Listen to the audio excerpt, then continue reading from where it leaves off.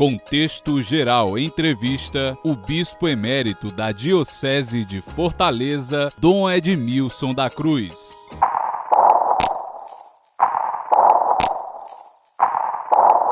Eu estou me dirigindo ante todas as pessoas que me ouvem neste momento através da TV, já era uma saudação cordial, mas de dentro da alma, como cristão, como sacerdote, que é a da paz que vem da consciência tranquila, a paz que vem lá de dentro de nós, porque lá dentro de nós está aquele que é a paz, que é Jesus Cristo, nosso Senhor. Isso para o cristão. E para quem não é cristão, eu direi também que há uma paz, num nível talvez diferente, mas quando a pessoa, mesmo sem ser cristão, é alguém que segue a sua consciência, sinceramente, essa paz é a mesma. E por que isso? Porque a consciência que está em nós é alguma coisa muito interessante, é uma realidade muito profunda. A consciência é minha, a minha consciência. É mesmo?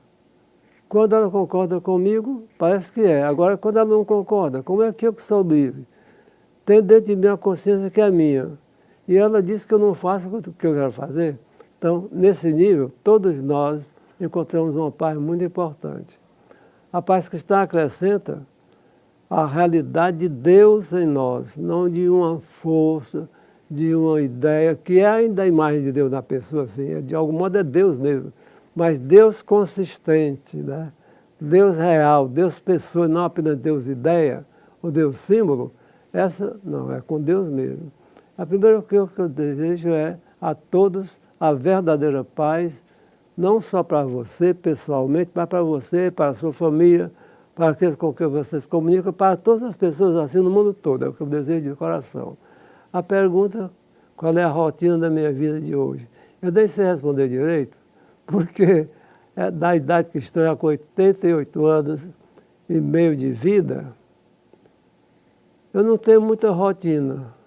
Eu sou chamado para o trabalho, para outro, viajo, apesar de já estar na cidade com essa escoliose, que dificulta muito o meu caminhar, sobretudo por terra, não é? Cria uma insegurança no porte, porque aí não pode estar muito seguro quando o eixo de gravidade está um tanto instável como o meu.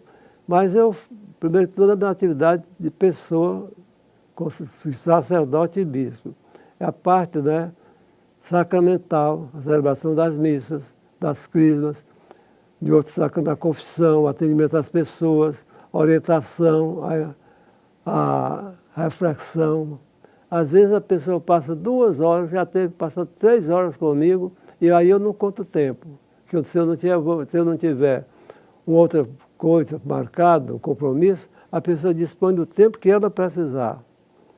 E nisso se ocupa muito tempo, né? Mas um tempo que eu considero precioso, porque quando eu já tenho visto casos de chegar a pessoa lá em casa chorando, pessoa adulta chorando, um choro convulso, e Deus nosso Senhor, mediante aquela conversa, aquele encontro, pouco a pouco faz que as coisas mudem e a pessoa sai sorrindo, feliz. Isso é uma coisa muito interessante, mas muito interessante mesmo, né? Graça de Deus, é claro, não sou eu que faço isso não. Então, entre celebrações, entre atendimento às pessoas, entre confissões, entre assistência aos enfermos, hospitais quando chamado, entre atender um caso, por exemplo, de ir assistir e abençoar um casamento. O trabalho sacerdotal estaria em toda a extensão, né? Atendo em tudo que me chama nesse sentido, quando dentro das minhas possibilidades. Às vezes já tem outro compromisso, né? A vida é desse jeito. Quanto ao mais, a parte mais importante da minha vida pessoal é a parte de oração. Sem ela não se faz nada. Eu acredito sinceramente que a oração é o que é de mais forte, é a maior força que existe no mundo.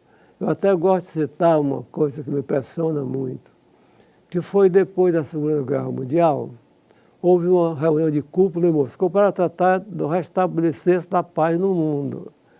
Um assunto importantíssimo naquele momento, aliás, importante em todos os momentos. E foi convidado e compareceu a este encontro, né, O seu prefeito de Florença, na Itália, doutor Roberto Lapiro, um cristão de verdade, um político notável, tão notável este homem que atualmente a causa de beatificação está sendo encaminhada para Roma, segundo eu estou ouvindo dizer. O que foi que ele disse? Eu não sei qual foi o discurso dele, eu sei que é uma palavra, não sei se repito as palavras dele, mas a ideia é muito simples.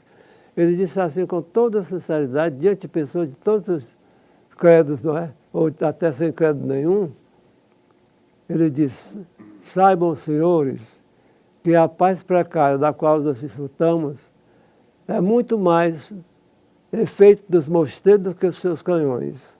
Isso é muito importante, eu acredito nisso. Quando se fala de oração, que não é a mesma coisa que reza. Eu não vou explicar o que é oração agora, a nação que me pergunta, porque o assunto não é isso, é apenas a entrada dos nossos assuntos, né? Com isso eu estou dizendo mais ou menos a parte de estudos, a parte de escrever, eu escrevo, todo dia eu escrevo alguma coisa, todo santo dia, né? A leitura, é assim, o atendimento está em todos os níveis, desde o drogado, ao pobre, ao mendigo, e eu repito ao pobre porque é diferente. O mendigo quase sempre recebe uma coisa, nem sempre agradece, e às vezes está reclamando e querendo mais. O pobre não é assim. A gente nota com a prática, o pobre, qualquer situação dele, se pede uma ajuda, você dá 50 centavos, ele agradece de coração. Porque ele sabe, esse é o que é o próprio espírito, como o nosso Senhor fala no Evangelho, ele sabe que ele depende de Deus, muito mais que dinheiro. Isso é próprio do que é verdadeiramente pobre. A gente aprende com a prática, no contato com as pessoas.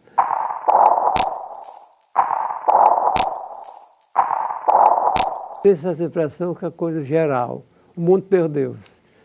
Mas se a gente observar um pouco melhor, não é bem assim não. Não é bem assim não.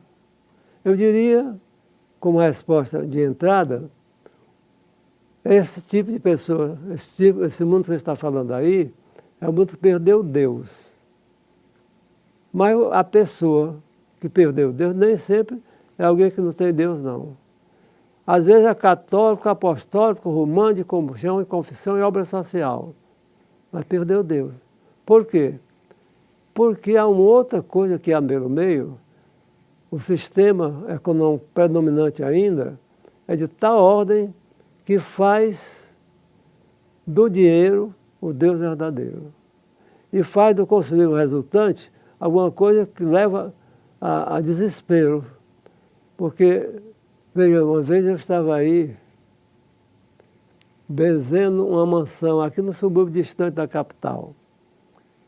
Gente muito amiga, muito católica, muito direita, de obras sociais. Eu não quero identificar muito, eu estou falando de pessoas. Afinal, são muito meus amigos. Gente rica. A mansão é uma beleza. Eu fui abençoando depois da introdução no ritual, né? Ou na forma da bênção, desde o vestíbulo da casa, depois peça por peça. E ao passar lá no quarto da criança, menina já de 9 anos, eu vi e fiquei um pouco, direi, alarmado, tranquilamente alarmado, se pode falar assim, ao ver quantos brinquedos havia naquele quarto daquela criança. Talvez uns 200, eu não fui contar, não dava. Aquilo tocou por dentro e deixou-me uma preocupação. No fim, ao encerrar toda a celebração, estava a família, estavam os avós, gente muito amiga minha, porque era essa criança filha do último filho, o filho caçula, de uma família que tem 8 filhos, né? E gente católica de verdade. Então, eu felicitei-o depois da celebração, disse algumas palavras assim, da minha alegria de ter podido participar naquele momento tão interessante para a família. Mas eu disse, agora eu tenho aqui uma coisa para dizer, e eu peço que me entendam, porque se não entenderem, talvez vá fazer sofrer uma amizade de tantos anos, tão preciosa para nós. E o que era? Eu disse, eu vi lá no quarto da criança uns 200 brinquedos, todos supérfluos, todos supérfluos. Ora, aquele menino nunca vai precisar de 200 brinquedos, nunca. Então, para que 200 brinquedos? Então, eu disse, é isso. Acontece que essa criança tem uns 200 brinquedos, não vai precisar deles nunca, e todos supérfluos. Agora, nós somos cristãos católicos fervorosos, e nós sabemos que o que é o corpo misto de Cristo. Não é uma associação, não é um clube, é uma entidade física, misteriosa, mística, mas física, ele pode se romper, pode se rasgar. Quando há uma coisa assim muito desordenada, ele se rasga. Isso é uma coisa muito ruim, porque a comunhão de todos, no amor verdadeiro, no serviço de coração a todos, isso aqui é o cristianismo verdadeiro. O amor a Deus que se torna assim, presente na situação, no nosso comportamento. Agora, aqui no caso, era para ver um brinquedo daqui na mão de 200 meninos. E se vocês querem saber o que eu quero dizer, saiam agora, era já pelas 6h30 da noite. Saiam, vai alguém aí pela rua, não vai encontrar meninos da idade dele, desdentado, assanhado, cabelo desganhado, mal vestido, que a gente chama de ladrão, às vezes até são criminosos, assassinos. Por que chegaram a essa situação? Por que esse desnível tão grande quando eles têm o mesmo direito? Além do mais, eu disse, eu sou uma pessoa pobre, graças ao bom Deus, que eu nunca seja rico na minha vida. E eu nasci numa cidade, numa região de Carnaubal. Eu e os meus coleguinhas, na cidade, a gente pegava um galho de carnaubeiro, tirava aqueles espinhos, colocava uns orelhinhos, uns jolinhos no cabecinho, saia por aí afora, a criança faz seu próprio brinquedo, com criatividade, brincando, com ele livre como passarinho. Então isso é diferente, está entendendo? Uma das razões é essa, essas pessoas aqui pensam que tem Deus, mas não tem Deus não. E está no Evangelho claramente isso, no capítulo 25 de São Mateus e também São Lucas, há essa palavra forte para o julgamento final, quando eles vão condenar, afastar-vos de mim, então ele diz, mas quando foi que te vimos assim preso, ou quando te vimos nu, sem roupa, quando te vimos com fome, quando deixaste fazer isso ao meu irmão. Então, isso aí é a primeira causa maior, a meu modo de ver. Perde-se esse valor fazendo bem. Pensa que está fazendo bem. Agora, de verdade, quem é o dinheiro para essas pessoas, quem é Deus é o dinheiro. Veja, às vezes acontece, né, que os negócios desandam e a pessoa se suicida. Então, o valor maior para a pessoa que em nós é a vida, que é a vida de Deus em nós, e a Deus vai ser em nós, na ressurreição, né? Isso praticamente desaparece. Eu estou dando, a meu ver, a causa principal. Agora aí vem outras coisas. Porém, eu quero acrescentar um outro aspecto que eu acho muito importante dizer, porque geralmente se tem a impressão que o mundo está perdido. Eu acho que está muito mais no sentido contrário, no sentido bom. Por quê? Vou dar aqui um exemplo simples. Quando eu crismo, por exemplo, no começo da celebração, eu pergunto, diz, olha, vou fazer uma pergunta, segue um silêncio para você pensar bem na resposta, dar uma resposta sincera. A pergunta é, vocês têm Deus na sua vida? Aí se calam. Resposta, todos respondem, sim, eu tenho Deus na minha vida. Então a celebração da Crisma vai terminar lá, antes da celebração eucarística, no fim, depois do sacramento, da homilia, dos aplausos, aquela história toda, né? Então eu chamo os preparadores, às vezes são 10, às vezes são 15, às vezes são 8, às vezes são 20 daquela comunidade. Eu peço que eles se coloquem em pé diante do povo, de costas para o altar. E eu digo, agora eu vou dizer uma coisa importante, prestem bem atenção, digo eu, prestem bem atenção. E eu digo, vocês estão aí diante dessas pessoas. São, como eu, como vocês, santos e pecadores. Agora, por que é que eu estou apresentando? Pelo seguinte, essas pessoas aí passaram um ano e meio, 2 anos, conforme o programa da paróquia, saem de casa toda semana, uma vez por semana, saem de casa a pé, ou de bicicleta, ou de motocicleta, ou de ônibus, ou de seu transporte próprio, foram preparar esses que foram chamados agora. Isso aí nem tudo foi assim tão fácil, não. Nós somos humanos, temos nossas falhas, é possível ter havido algum mal-estar, chegar de um pai ou uma mãe reclamando, Isso não é assim tão suave como se pode ser. Às vezes até na própria missa da Crisma, está o padre reclamando, e tem sua razão, ou não tem, às vezes o bispo também. E eu pergunto, quanto foi que este povo ganhou de recompensa material? Vocês ganharam 1 centavo? Não. Agora, são 12 aqui, são 20 acolá, na paróquia há, digamos, 30 comunidades, quantos são só dessa paróquia? E agora a gente tem todas as paróquias da cidade de Fortaleza. Depois a toda a arquidiocese, ao Ceará, ao Nordeste, ao Brasil. São milhões de pessoas que têm essa vida tão bela. E a gente não pensa nisso. Se você somar todas as pessoas que vivem uma vida inteiramente assim, uma vida positivamente direita, santificada apesar dos seus pecados, o mundo é muito diferente do que nós estamos pensando sobre este aspecto. Agora, Fortaleza tem mais de 2 milhões de habitantes. Então, o que é que acontece? Os 2 milhões, né, estão aí na sua vida normal. Virtude, fraqueza, mas uma vida normal.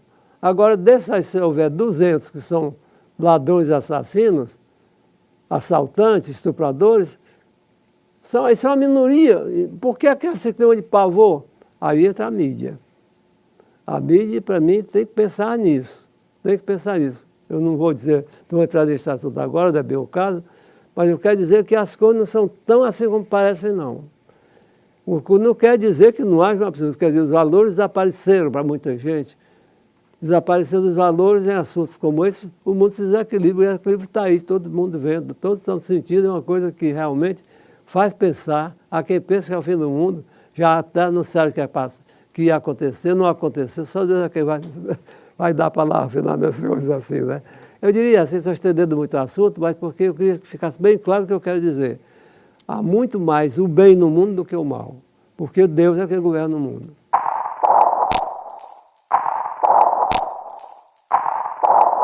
Para mim, houve 2 coisas muito importantes agora, esses casos recentes em relação ao Papa, que hoje é Papa emérito, e ao atual. O primeiro, a renúncia do Santo Padre Bento XVI. Para mim é um gesto que não marcou apenas este ano, nem este século, vai marcar o milênio. Vai ficar na história, aqui e acolá, recordado por muita gente, os estudiosos, por exemplo. E o outro gesto é a eleição deste Papa e o nome que ele escolheu. Ele que é jesuíta e que escolhe São Francisco da Chagas, São Francisco de Assis, para mim, isso tem um valor que vai muito além do que a gente pode pensar ser a primeira vida. Por quê?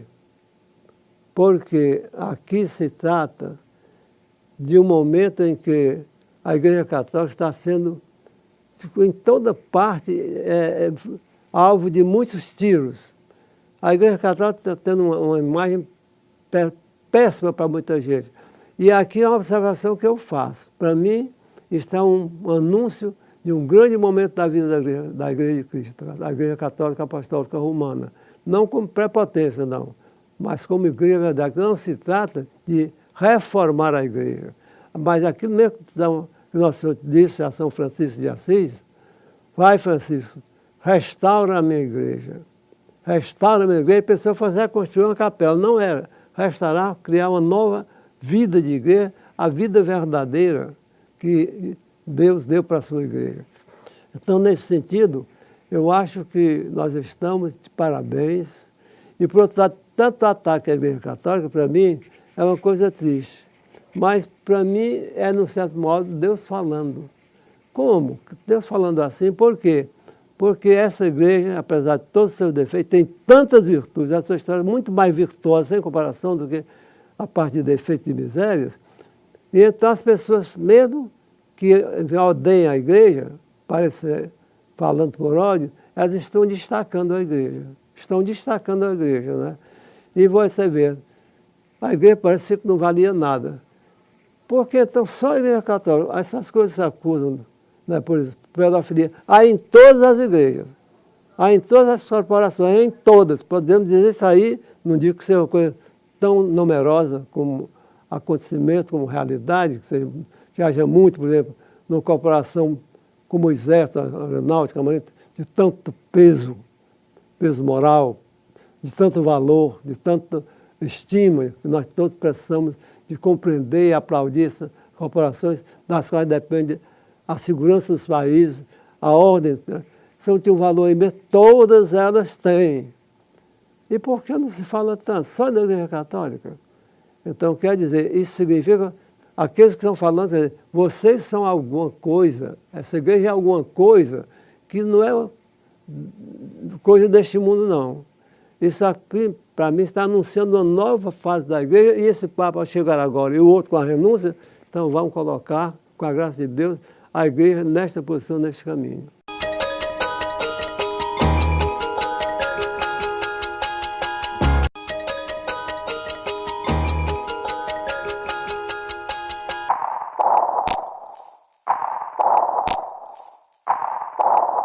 A omissão, entendida de um certo modo, houve certamente, mas que fosse desatender a problema, não, acho que não. Por quê?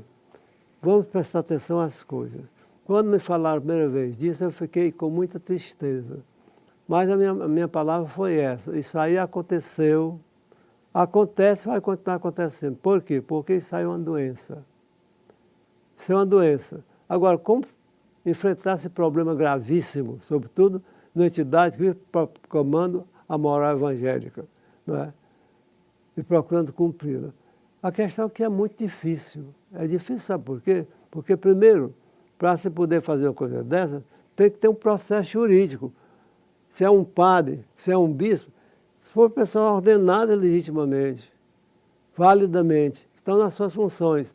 Às vezes, essas pessoas são umas pessoas, pode parecer depois para declarar um defeito, uma coisa horrível como essa, mas às vezes são pessoas de muito boas qualidades, exercem muitas boas funções, e ninguém sabendo disso, como é que se pode adivinhar? Agora, saber como é que vai saber?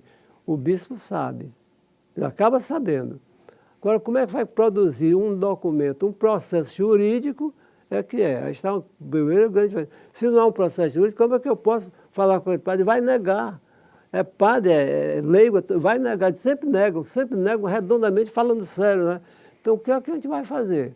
Não há um processo, não há uma prova, mesmo que eu saiba que é verdade, para que se possa, sobre ela montado, apoiado nela, tomar o procedimento. Então, geralmente eles procuram outra situação, transferem para a situação, pensando que lá encontrará outras circunstâncias, né, que dê para sair por esse processo sem cometer essas coisas tão tristes, né? Isso aí é o que acontecia. Agora, hoje a coisa, neste ponto, melhora, porque fica claro e se prova mesmo. Agora, provar. A igreja, quando pôde provar, foi tolerância zero. Agora, tolerância zero não quer dizer matar a pessoa, não. Então, houve que acusar o Santo Padre Bento XVI como se fosse um apoiador, mandar criar um fundo, né, de reserva para tratar essas pessoas. A primeira vez que eu soube de um caso aqui, eu disse ao bispo, olha, primeiro reconhecer. Segundo, vá visitar as vítimas e fazer o possível para restabelecê-las na sua normalidade, tirar o tratamento correto. Depois, cuidar daquilo que o autor disse também, que a gente não pode matar uma pessoa. Então, é o que está sendo agora feito. E eu acho que é o que se pode fazer. Se houver alguma coisa melhor, então procure ensinar que todos querem fazer. Ninguém quer essa desgraça no mundo. Não é para ser católico, não. Qualquer pessoa de juízo, que tem dignidade na vida, não quer nem para si, nem para outras pessoas, sobretudo para uma pessoa que até agora parece ser tão séria, tão direita, e às vezes realiza tantas coisas importantes na vida. Em resumo, eu diria assim.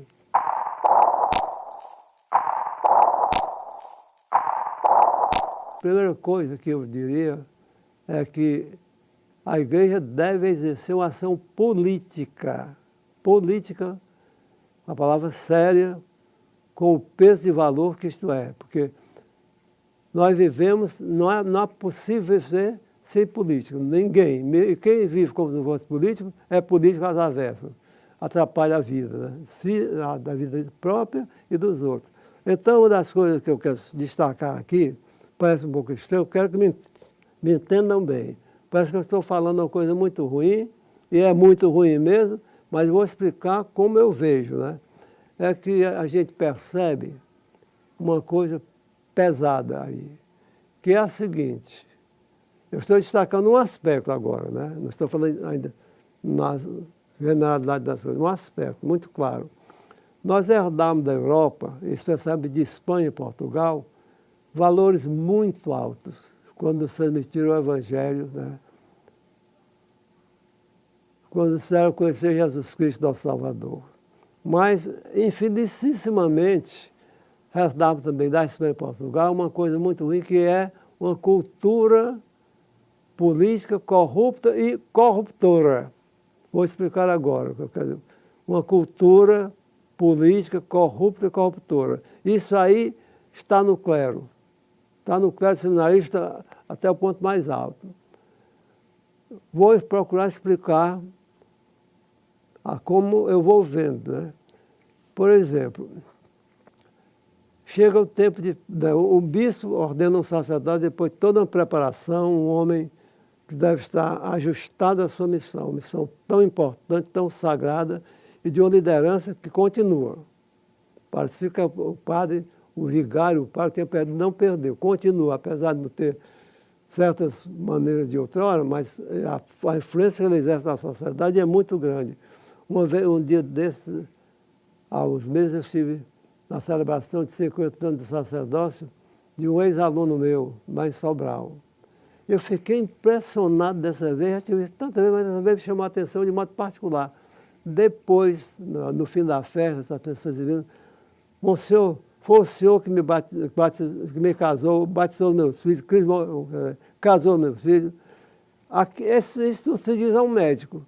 Um médico que tem uma influência tão grande sobre a vida e a saúde das famílias, das pessoas, merece conquistar isso, mas o povo chegava assim, de coração, era uma coisa muito sincera, falando com o padre, o senhor me casou, o senhor batizou meus filhos, o senhor me deu a primeira comunhão aos meus filhos, com expressão de gratidão e às vezes trazendo alguns presentes, algumas coisas assim. Isso me impressiona muito. Então, apesar disso, nós herdamos essa política corrupta e corruptora que isso penetra no clero de um modo terrível. Vamos explicar como acontece. Eu quero dizer, então, o bispo ordena um sacerdote depois de toda uma preparação. O homem deve estar à altura da missão que vai exercer. Vai para o interior, aqui no Nordeste, mas não é só o Nordeste não. Vai para o interior. E no interior, ele funda um colégio. Hoje há colégio por toda parte. Quando eu nasci não era assim não, mas ele funda um colégio porque não é todo colégio que educa direito não, infelizmente. Então, ele fundar um colégio e educar com educação de qualidade é muito importante para o aspecto pastoral evangelizador, porque se você educa um menino pobre, educação verdadeira, esse menino promove toda a família. É fato que essa menina promove toda a família. Então, isso é multiplicar, é um efeito multiplicativo da evangelização, importantíssimo. Agora chegamos ao ponto. Chega uma campanha política, lá está o candidato à eleição, à reeleição, é um doutor, uma doutora, ou um industrial, um comerciante, ou o que ele seja, gente católica, apostólica, romana, conhecida, já administrou o município, por exemplo, fez uma bela administração, mas daquele tipo que se dizia, como se dizia do doutor Ademar de Barro, governador de São Paulo, rouba, mas faz. Ora, infelizmente, pelo que nós estamos vendo em todo momento, o povo tem, dos nossos políticos, sabe que é político sério, honesto, mas tem uma ideia geral que político é como é. É gente que rouba. Então, se um rouba vai faz, vamos escolher esse aqui. Acontece que na escolha do que rouba mais faz, se faz uma coisa muito ruim. Por quê? Porque esse que rouba mais faz, de um modo geral, vai cuidar muito bem do município, mas dos que votaram nele. E para os outros, pão e água. Às vezes perseguição, às vezes até morte. Eu sei de casos de morte, podia citar onde e quando, são pessoas que eu conheço. Católico, apostólico, romano. Pois bem, então chega esse cidadão, vai falar com o padre. Padre, quais são os problemas aqui da paróquia? Será que a gente pode ajudar, dar essas mãos? Ó, doutor, aqui na paróquia tem muitos problemas. Mas o que está me preocupando de muito, a ponto de perder o sono, é a questão do colégio. Por quê? São alunos pobres. Os pais não pagam mensalidade. Chega o fim do ano, a lei de preço, ninguém pode despachar. Isso não é problema, padre, de jeito eu vou já isso, né? O que é que ele faz? Chega depois de alguns tempos, traz um documento, né? Ele conseguiu, com dinheiro nosso, não dele, uma subvenção de 2 milhões para aqueles 4 anos. É uma subvenção válida. O senhor recebe o documento de 2 milhões e assina e recebe 1.900.000. E os 100 mil fica com o político. Para quê? Você sabe para quê? Isso vai faltar para a saúde e leva para a morte. Vai faltar para a educação e leva para a situação. Nós estamos hoje, não dá tempo de ficar aqui, eu não sei o que eu preciso que eu vou dizer, nós estamos hoje aqui no nosso Brasil, numa situação tão pesada neste ponto, tão anormal, que estamos lançando à sociedade adolescentes que antes de perderem aquilo que seria a inocência da infância, já nós infundimos na alma dele a alma de um bandido. Eu posso comprovar com caso isso aqui. Isso é terrível. Pois bem, e o que acontece? Geralmente acontece isso aí e o padre, às vezes, se torna cabo eleitoral desse cidadão. Quer dizer, uma política de morte, que eu vivo dizendo, quem vota em política corrupta está votando na morte. Isso aí é uma coisa terrível. Pois bem, vou dar um exemplo agora, bem concreto, para deixar bem claro o que eu quero dizer. Eu fui chamado, há 3 anos, a uma paróquia no Rio Grande do Norte. Não vou dizer qual é a paróquia, eu estou falando de pessoas, falando de realidades sérias. Lá é uma cidade muito simpática, uma matriz grande, parece uma catedral, um passeio, a praça ampla e bonita, e é uma festa do padroeiro em que havia uma multidão de gente de muito canto, de muito lugar, e é uma festa realmente bonita e empolgante, piedosa, faz gosto. Chego lá, o prefeito, que tinha 3 processos por corrupção, lá está à frente. Toda noite, na missa, estava ele lá, bem pertinho do altar. Os vereadores e deputados, mais ou menos do mesmo jeito.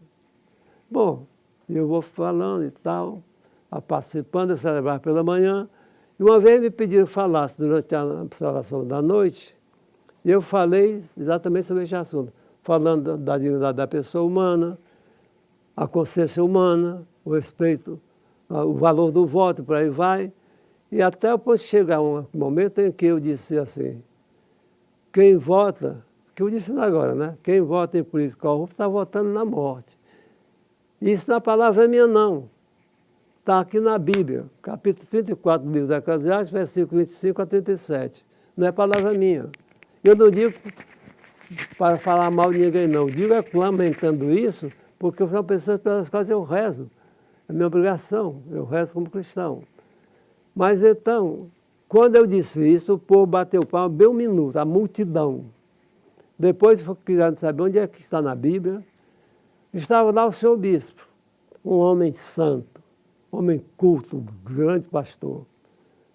E eu acrescentei, no fim dessa explicação toda, por essa razão que eu digo também que igreja, qualquer que seja ela, não pode mais ter hoje nenhuma aliança, nem explícita, nem implícita, com as consequências, com poder nenhum. Agora deve colaborar com todos, com cidade de alguma coisa para o bem de todos.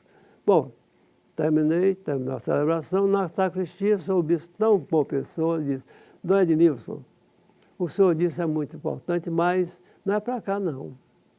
De jeito nenhum, estava vendo o prefeito, eu achei a pessoa boa, e o prefeito, não, vocês estão vendo, fez a prestação de conta do jeito corrupto, todo mundo vendo, viu? Uma pessoa boa, não é para isso, isso não é para aqui não, Dom Edmilson. Eu fiquei pensando, o que é que eu vou fazer com esse meu irmão? Agora, aconteceu neste ano passado, houve as eleições, e lá ele já tinha sido reeleito, apresentou seu candidato, com todo o processo de corrupção continuando. E houve outro candidato. Aí aconteceu outra coisa interessante. Houve aposta, né? E um cidadão, que era da turma do prefeito, né? O cidadão tinha feito uma mansão, e o outro tinha uma casa comum, fizeram uma aposta, ganhou um candidato, o outro candidato, e perdeu a mansão. Quer dizer, o povo tomando consciência é uma coisa comigo. Mas, quer dizer, quando eu falo assim, eu digo, o senhor falou sobre o assunto, que a primeira coisa que eu acho que deve ser considerada por nós, igreja, padres e bispos, padres e arcebispos, cardeais, é acabar com essa desgraça. Que não haja em nós essa cultura política corrupta e corruptora.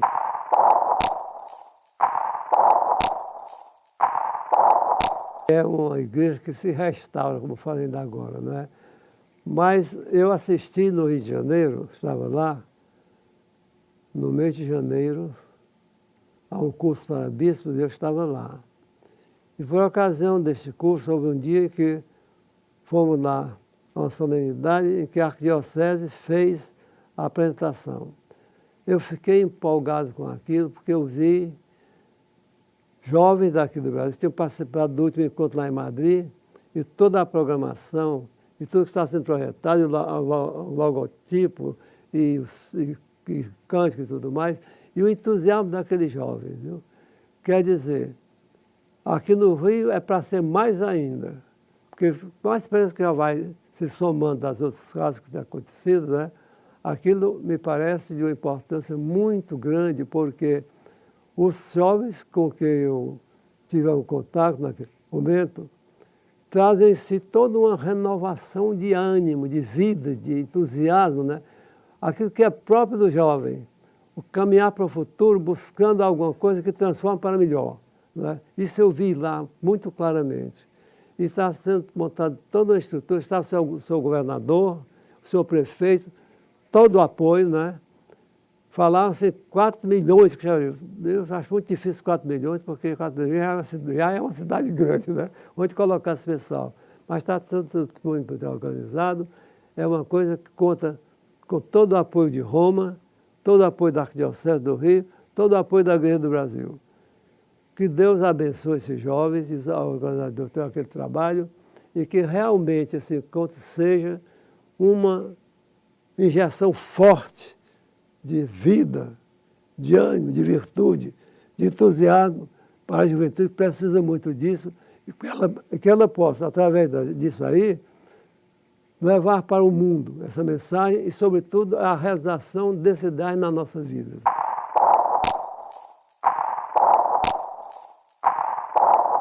Eu faria uma distinção das coisas. Uma distinção que é sentido.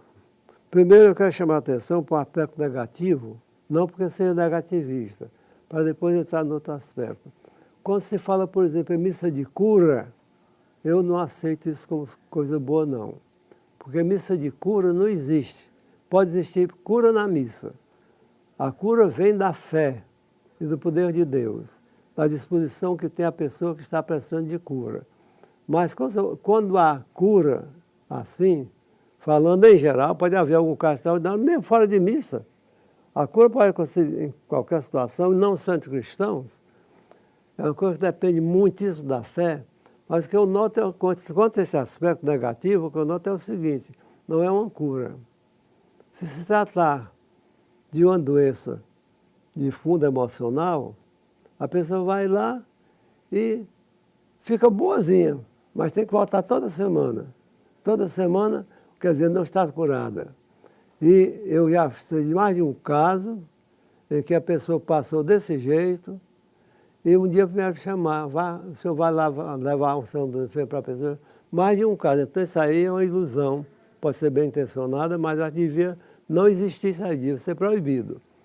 Por outro lado, o fato de despertar, assim, coletivamente, todo aquele calor, aquele entusiasmo, aquela vibração, isso pode ajudar. Você vai a uma missa dessa, traz uma mensagem. A mensagem é boa, né? Em vez de ter outras coisas que não são mensagens boas, isso alimenta o espírito. É bom. Depois, a própria força do exemplo da multidão presente. Mas aí está outra parte difícil. Uma coisa é o povo, outra coisa é a multidão. Devemos ter uma pastoral para o povo. Multidão, sabe como é a multidão? Vai pelo que isso é um grito da multidão capaz de acabar com a cidade, né? Então, aí tem uma coisa muito interessante e muito delicada a se tratar. Quer dizer, no conjunto há coisas boas, mas eu acho que deve ser sempre repensada e colocar, sobretudo, uma liturgia correta, porque não é pulando um altar, pulando em cima do altar que você está fazendo a liturgia. O rito sagrado é uma coisa muito santa e ele mesmo deve ser uma ocasião e uma fonte de santidade e não uma dança de qualquer jeito, como acontece às vezes, né? Diria assim, em resumo, porque esse assunto precisa mais aprofundamento. Não fale de quem fez isso aí. Se conversasse com a pessoa, diz, não faça isso não. Procure outros processos. Agora, há alguns casos que se faz as coisas direitinho, né? Temos aqui mais de um caso, por exemplo, aquele Queremos Deus, por exemplo, aquela caminhada com Nossa Senhora. São coisas muito interessantes mesmo. Ali há um acompanhamento, há uma programação. Tem defeitos, no caso de apontar agora, mas a gente vê que está marcando a cidade de Fortaleza. E não é só para o católico, não. A gente nem é católico que vai participar, porque sente que é um valor naquilo ali.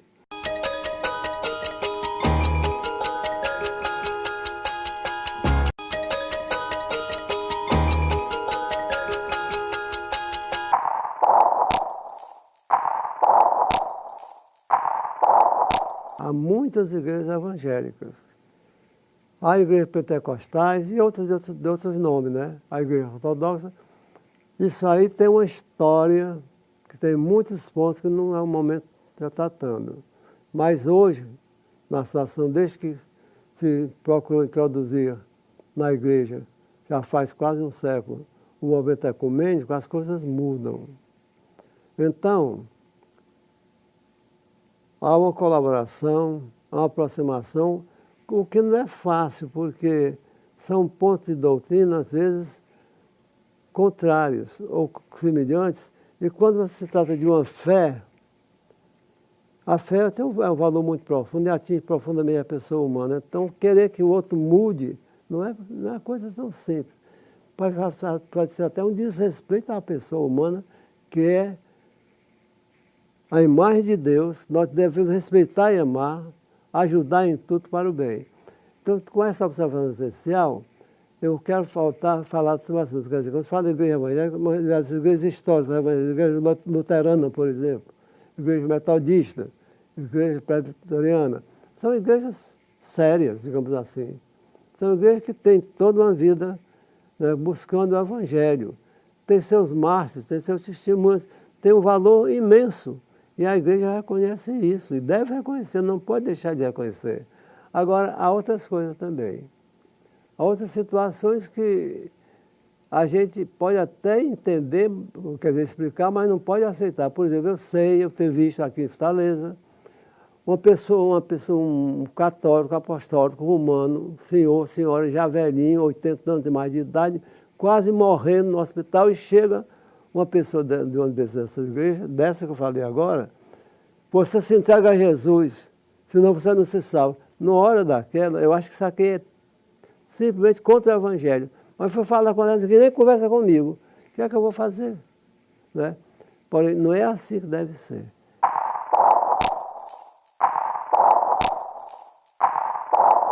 Eu fico com muita pena, rezo por ele, que Deus Nosso Senhor abençoe esse nosso irmão. Mas para mim é uma pessoa que não é sadia. Não há saúde mental, a psicologia daquela pessoa merece algum tratamento, porque como é que a pessoa afirma o que ele afirma, entende direitos humanos, e se não entende e faz o contrário, chegou a dizer, como eu dei no jornal, que a Comissão de Direitos Humanos era dirigida por Satanás. Então isso não é admissível, né? Que nação tem direitos humanos? Eu acho que o próprio partido dele seria o primeiro a dizer, você não pode continuar, porque não pode mesmo. É como quem você vai tratar um enfermo, em vez de levar para tratar uma ferida, em vez de você levar o remédio, você leve um ralo para tratar uma ferida. Acaba com a pessoa.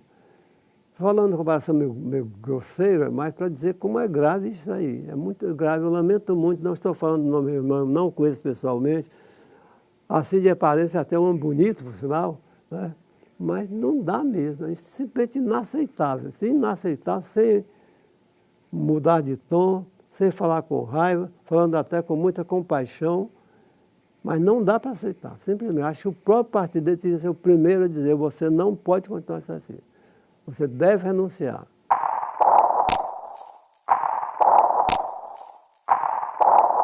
A minha...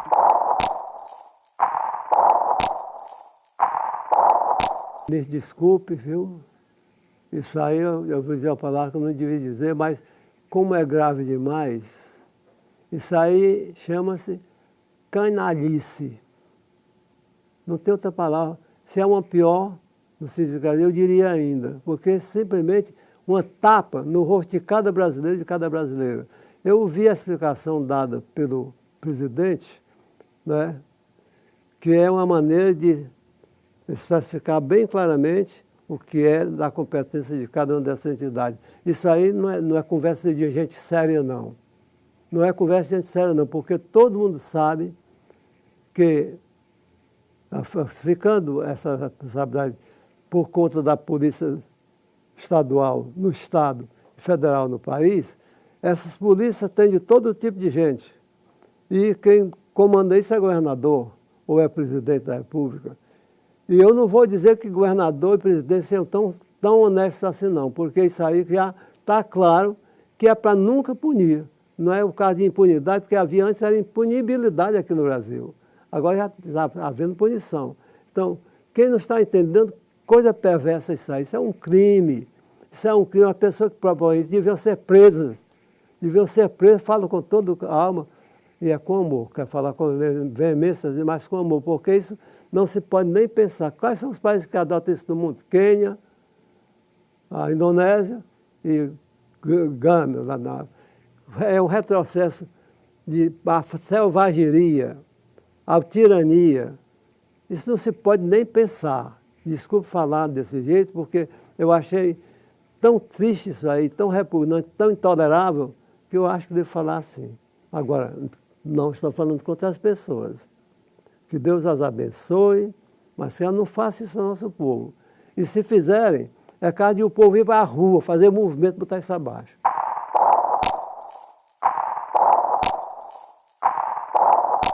É uma coisa muito contra tudo aquilo que é direito, no sentido correto da palavra. Numa festa dessa pode-se gastar muito menos. O que quer dizer aquilo?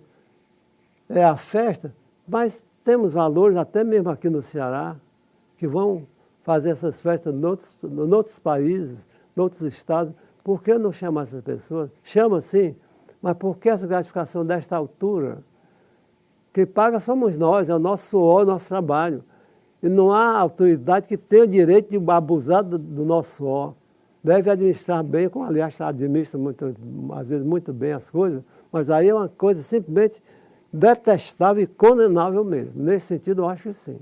Não é possível ser desse jeito.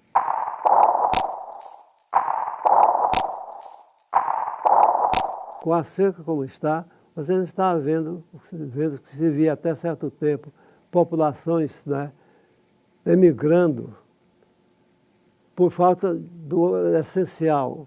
Agora, o problema de água, o problema da chamada seca, é um problema que realmente não é fácil de resolver.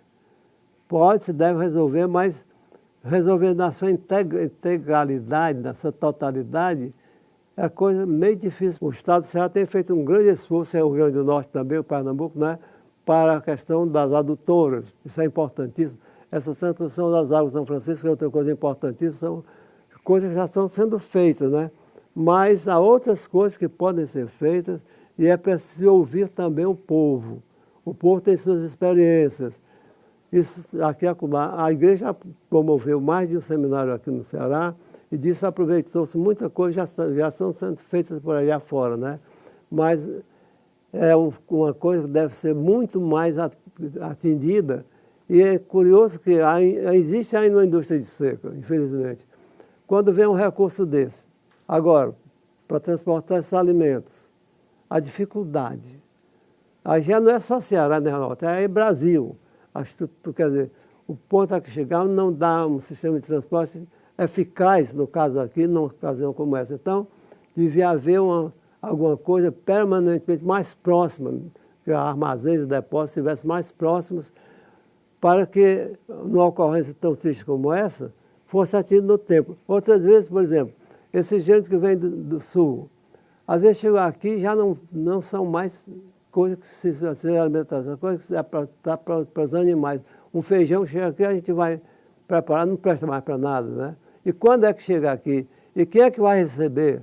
E aí entra uma opção de coisas que nós conhecemos, e isso tudo deve se acabar. Eu reconheço que está fazendo muitas coisas, estão fazendo muitas coisas importantes, continuam se fazendo, faço um grande louvor e agradeço tudo isso, mas há umas coisas também que já deviam ter sido resolvidas há mais tempo. Veio falar a senhora presidente, ela entende de seca, ela tem muito boa vontade, está claro, e é disposta, tá, mas para ela sentir a seca aqui do Nordeste, ela precisa morar aqui um tempinho, para saber como é mesmo, né? Então, uma palavra de elogio e agradecimento, mas há outras coisas, como essa. Quando é que vai chegar esse recurso aqui?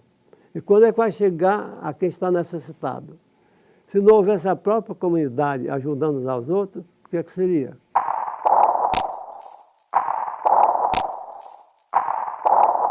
Eu recebo assim, olhando para a pessoa, devo agradecer, mas digo, não, eu não sou isso não. Eu sou uma pobre criatura. O que é que eu estou fazendo? Naquele caso mais conhecido, eu simplesmente cumpri o meu dever. Se eu não fizesse aquilo, eu era cúmplice também. Como é que eu vou me acumpliciar com uma coisa dessa? Como que cara eu ia falar depois para as pessoas se eu concordasse com uma coisa daquela? Olha, vou dar um exemplo do que eu quero dizer. Quando eu era criança, 8 anos de idade, foi em 1932, seca. Uma seca das grandes. Naquelas épocas, o sertão e a serra iam para a praia, porque na praia sempre havia muito refrigério nessas ocasiões. E eu me lembro muito bem de um menino de retirante, da minha idade, devia ter minha idade, negrinho, lá no mercado de carne. Um pedacinho de carne, mudou de um pedacinho de carne para o marchante, né? E eu ficava olhando para aquela criança. Meu Deus, podia ter levado lá para casa. Nós éramos pobres, mas tinha refúgio para aquela criança, para a família dela. Mas fiquei nisso, criança. Anos depois, em 1939, outra seca, já era seminarista em Sobral. Estava terminando o curso lá. E lá, já também por ser uma cidade de mais importância, né, havia muitos retirantes. E os meninos pobrezinhos, retirantes, iam lá para o seminário, e nós no seminário resolvemos dividir o nosso jantar. A metade é para essas crianças. Eu tenho um retrato meu, abraçando 2 criancinhas dessas, não é? Naquele momento, feliz para ver aquela cena, alimentadazinha direitinho. É uma outra fase. Estou contando uma história para explicar o que você me perguntou. Quando depois, aqui, quando era governador do estado, o doutor Gonzaga Mota, eu morava na Grande Portugal, não é? Naquele tempo, realmente pobre. Ele mandou construir um grande colégio da rede estadual e quis colocar o meu nome.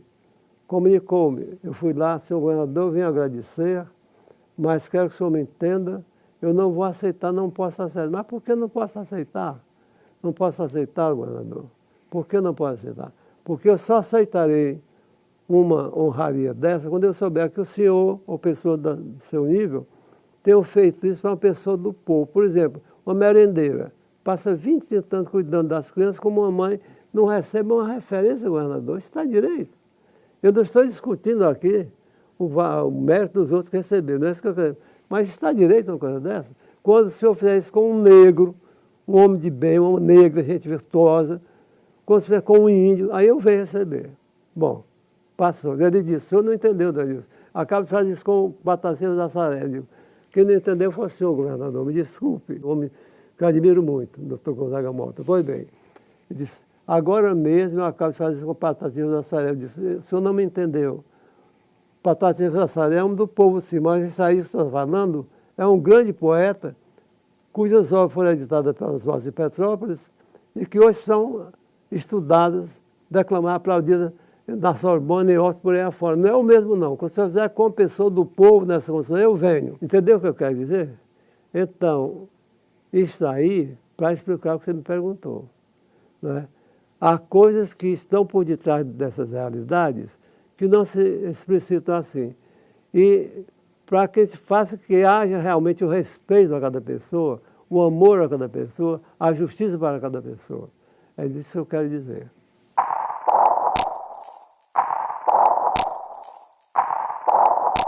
O meu pensamento é muito positivo. Muito positivo. Isso que está acontecendo não pode se perpetuar, não. Miséria no mundo haverá sempre.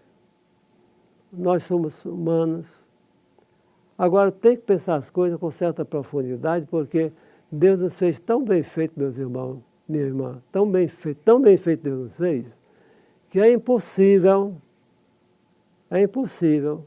uma pessoa humana, consciente, fazer qualquer coisa a não ser motivada pelo bem.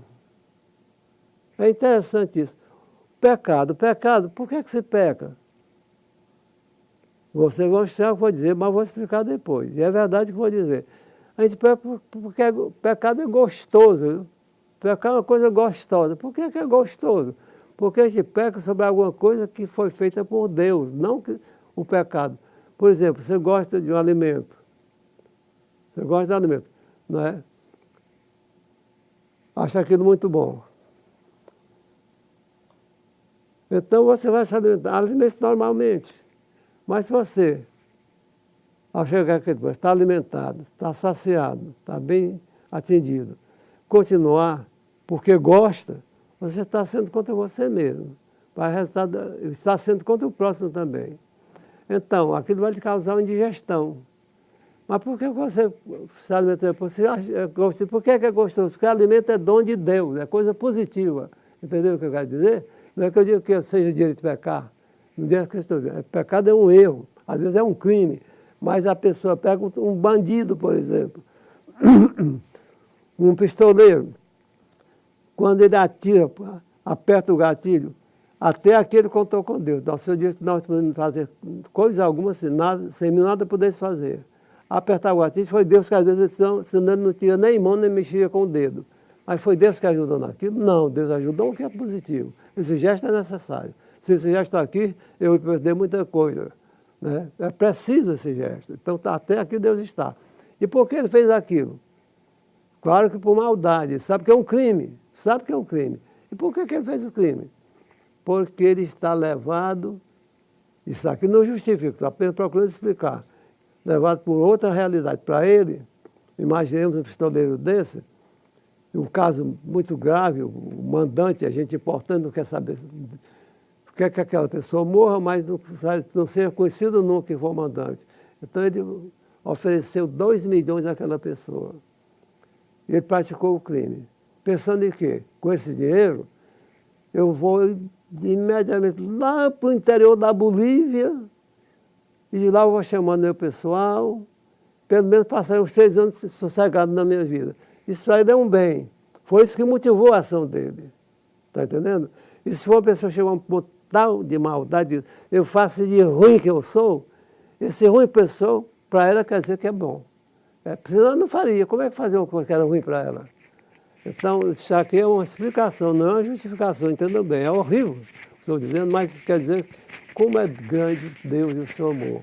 Como ele é grande, a ponto de fazer a pessoa humana de tal maneira que ela não pode dar um passo a não ser motivada pelo bem, mesmo que o bem para ela pareça ser o mal. Não sei se ficou bem claro o que eu quero dizer. Então isso aí me dá uma visão muito positiva do mundo. Quem é que pode julgar as pessoas? São os juízes, né? O juiz ajuda homens íntegros, verdadeiros, são homens de grande responsabilidade. A Bíblia chama de deuses. Mas aqueles que não são assim, ela trata como monstros cujos despojos já foram lançados de montanha de precipício abaixo. Coisa terrível, a Bíblia fala sobre juízo nesse sentido, então. Mas quero dizer, então, que Deus, que é amor, que está acompanhando todas as coisas, eu acho que no momento nós vamos passar, não sei quanto tempo vai custar, para um mundo bem melhor. Inclusive a Igreja Católica vai figurar no mundo que vai chegar aí com uma imagem muito melhor do que atualmente. Viu? Essa é a minha expressão, quer dizer, a minha impressão e eu diria a minha certeza. Graças ao bom Deus em quem confio e que nos ama a todos. Contexto Geral entrevistou o bispo emérito da Diocese de Fortaleza, Dom Edmilson da Cruz.